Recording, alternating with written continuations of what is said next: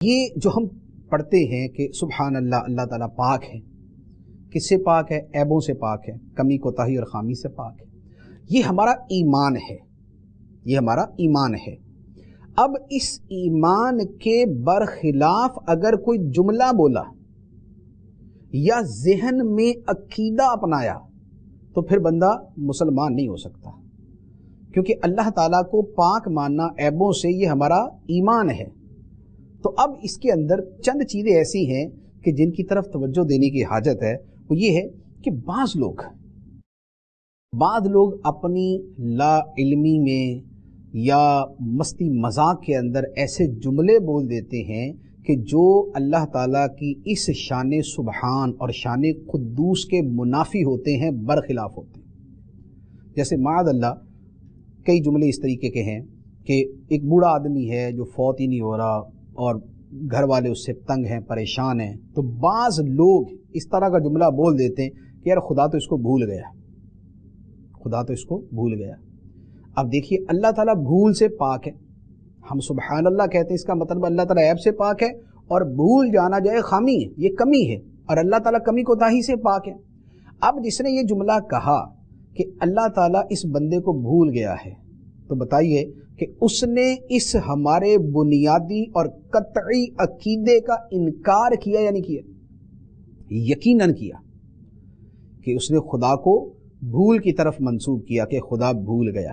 تو یہ جملہ جو ہے یہ دین ایمان کے صراحتاً خلاف، خواہ کو بندہ مذاق میں بولے یا جو وہ سنجیدگی میں کہے یا وہ جس انداز کے اندر بھی کہے، یہ جملہ کہنے کی کسی بھی صورت اجازت نہیں ہے۔ اللہ تعالیٰ نے ہمیں عقیدہ سکھایا، فرمایا وما کانا ربک نسیا، اور تیرا رب بھولنے والا نہیں ہے۔ قرآن کی آیت، وما کانا ربک نسیا، اور تیرا رب بھولنے والا نہیں ہے۔ اور جو سبحان اللہ ہم کہتے ہیں اس کا مطلب ہی یہ ہے کہ اللہ تعالیٰ ہر خامی سے پاک ہے، اور بھولنا خامی ہے، خدا اس سے پاک ہے۔ لہذا جو بندہ بھی ایسا کوئی جملہ بولتا ہے وہ پھر مسلمان نہیں رہتا۔ تو ایسا اگر کسی نے جملہ کہا تو اس پہ فرض ہے کہ وہ توبہ کرے اور اس پہ ندامت کا اظہار کرے، نئے سرے سے کلمہ پڑھے، اور شادی والا ہے تو نئے سرے سے نکاح بھی کرے۔ تو یہ بڑے اہم احکام ہوتے ہیں جن سے غفلت ہوتی ہے، اور لا علمی کی وجہ سے معاذ اللہ لوگ اس طرح کی چیزوں کا ارتکاب کر لیتے ہیں۔ اچھا، اسی طرح اللہ تعالیٰ کے کسی فعل پر اعتراض کرنا، اس کے حکم پر اعتراض کرنا، یار یہ حکم ہی فضول ہے، معاذ اللہ، یعنی حکم ہے اللہ تعالیٰ کا اور اس کے بارے میں ایسا جملہ بول دیا کہ یہ معاذ اللہ فضول ہے۔ فضول سے اللہ تعالیٰ پاک ہے۔ فضول کرنا جو ہے یہ ایک عبث کام ہے، اللہ تعالیٰ اس سے پاک ہے۔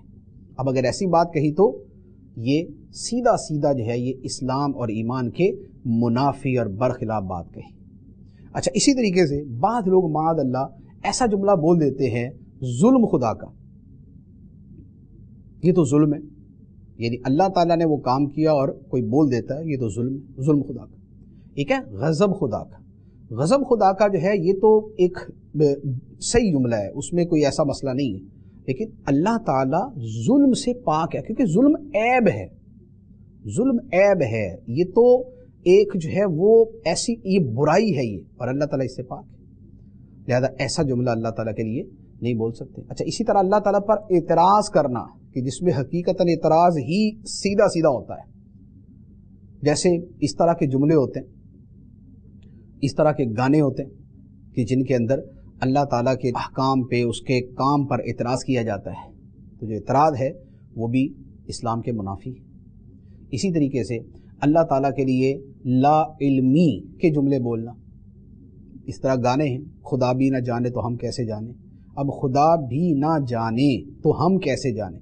تو خدا بھی نہ جانے کیا ہوا؟ جہالت ہوئی ہے، اور اللہ تعالیٰ جہل سے پاک ہے، کیونکہ جہالت عیب ہے، خامی ہے۔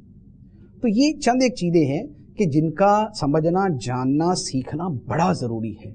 ہم جو ہے بعض اوقات ادھر ادھر کی لمبی چوڑی چیزیں سیکھ رہے ہوتے ہیں، دنیاوی تعلیم ہے یا کوئی اور تعلیم ہے، بڑا اس کے اندر تحقیق اور ریسرچ اور گہرائی کے اندر جا رہے ہوتے ہیں، لیکن معاذ اللہ نہیں سیکھتے تو دین کے وہ بنیادی احکام نہیں سیکھتے جن کا سیکھنا فرض ہوتا ہے اور جن کے اوپر ہمارے دین ایمان کا مدار ہوتا ہے۔